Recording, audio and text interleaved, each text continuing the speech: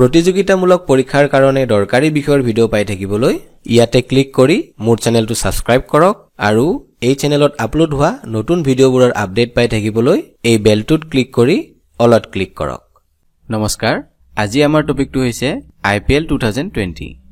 IPL 2020 ৰ পৰা পৰীক্ষাত আহিব পৰা প্ৰায় সকলোবোৰ তথ্য আজি আমি এই ভিডিঅটোত আলোচনা কৰিম লগতে IPL ৰ প্ৰথম সংস্কৰণ ভাৰতীয় ক্ৰিকেট নিয়ন্ত্ৰণ বোৰ্ড আৰু আন্তঃৰাষ্ট্ৰীয় ক্ৰিকেট পৰিষদৰ বিষয়েও আলোচনা কৰিম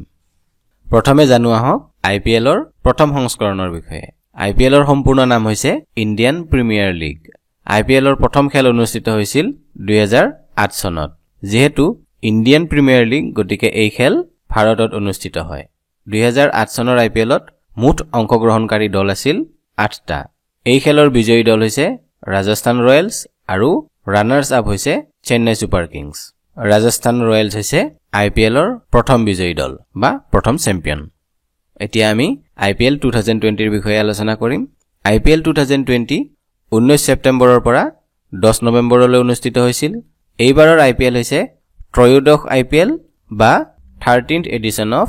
IPL আৰু এই IPL ত মুঠ 8টা দলে অংশগ্ৰহণ কৰিছিল IPL 2020 UAE ত আয়োজন কৰা হৈছে কোভিড-19 মহামাৰীৰ কাৰণে এইবাৰৰ IPL ভাৰতত অনুষ্ঠিত কৰিব পৰা নগল IPL 2020 ৰ বিজয়ী দল হৈছে মুম্বাই ইণ্ডিয়ান্স আৰু ৰানাৰ্ছ আপ দল হৈছে দিল্লী কেপিটেলছ মুম্বাই ইণ্ডিয়ান্সে এইবাৰৰ হৈতে মুঠ 5 বাৰ IPL জিকিছে মুম্বাই ইণ্ডিয়ান্সে 2013 2015 2017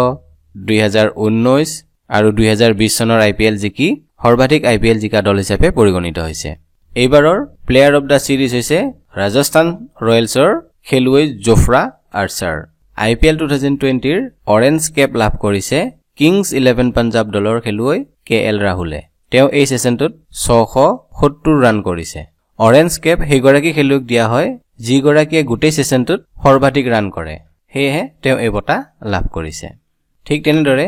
পাৰ্পল কেপ আটাইতকৈ বেছি উইকেট লাভ কৰা খেলুৱৈ গৰাকীক প্ৰদান কৰা হয় দিল্লী কেপিটেলছৰ বোলাৰ কেগিশোৰ ৰাভাদাই এই সেশনটোত আটাইতকৈ বেছি অৰ্থাৎ মুঠ 30টা উইকেট দখল কৰিছিল হেহে তেওঁ IPL 2020 ৰ পাৰ্পল কেপ লাভ কৰিছে আৰু এইবাৰৰ ফেয়াৰ প্লে এৱাৰ্ড লাভ কৰিছে মুম্বাই ইণ্ডিয়ান্স দলে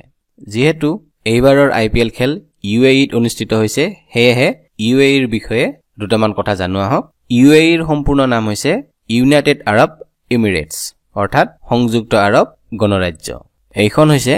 UAE ৰ পতাকা সংযুক্ত আৰব গণৰাজ্যৰ ৰাজধানী হৈছে আবু ধাবি বৰ্তমান ইয়াৰ ৰাষ্ট্ৰপতি হৈছে খলিফা বিন জায়েদ আল নাহয়ান আৰু প্ৰধানমন্ত্ৰী হৈছে মোহাম্মদ বিন ৰাছিদ আল মাকতুম UAE ৰ কাৰেন্সি বা মুদ্ৰা হৈছে দিৰহাম পৰীক্ষাৰ দৃষ্টিকোণেৰে চালে এই তথ্যখিনিও বহুত ইম্পৰ্টেন্ট হয় ইয়াৰ পিছত এয়া হৈছে IPL 2020 ৰ ব্ৰডকাষ্টিং চেনেল আৰু টাইটেল স্পন্সৰ IPL 2020 ৰ অফিচিয়েল ব্ৰডকাষ্টাৰ হৈছে ষ্টাৰ স্পৰ্টছ আৰু টাইটেল স্পন্সৰ হৈছে ড্ৰিম 11 ইয়াৰ আগত IPL ৰ স্পন্সৰ আছিল ভিভো ভাৰত আৰু চীনৰ মাজত হৈ থকা মতানৈক্যৰ বাবে এইবাৰ ভিভোৰ হলনি ড্ৰিম 11ক টাইটেল স্পন্সৰ হিচাপে লোৱা হৈছে ড্ৰিম 11 হৈছে এটা অনলাইন গেমিং প্লেটফৰ্ম